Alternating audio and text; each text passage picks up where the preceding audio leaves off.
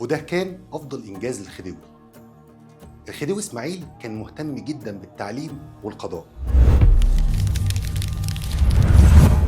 الخديوي إسماعيل قدم كل التسهيلات اللازمة لإنشاء المدارس الأجنبية في مصر، واللي أغلب إدارتها كانت من رجال الدين الكاثوليك من فرنسا. ومش بس كده، ده اهتم بالتعليم العام ومساعدة رفاعة الطهطاوي، وكمان أنشأ المدارس العليا زي مدرسة الفنون والصنايع. ومش بس كده، ده كمان كان بيبعت بعثات تعليمية تدرس في أوروبا، وحط قوانين جديدة بتساعد على تطوير النظام التعليمي في الابتدائي والثانوي، لدرجة إنه في ظرف 10 سنوات وصل عدد المدارس الأجنبية اللي بتعمل بالنظام الأوروبي من 185 مدرسة ل 4800 مدرسة.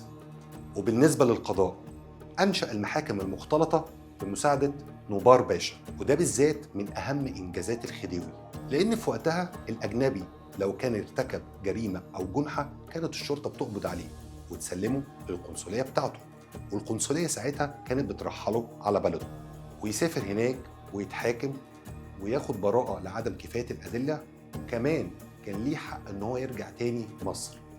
وده اللي خلى إن عدد الأوروبيين يوصل في مصر سنة 1875 ل 200 ألف شخص، أغلبهم من النصابين والمحتلين.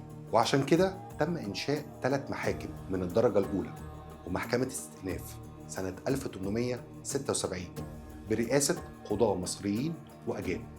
المحاكم ديت اعتمدت على تشريعات مستوحاة من القانون المدني اللي حطه نابليون، وبعد 5 سنوات قدرت المحاكم ديت تحقق العدالة المطلوبة. تفتكر من غير المحاكم المختلطة واهتمام الخديوي إسماعيل بالتعليم كان حال مصر هيبقى عامل ازاي دلوقتي؟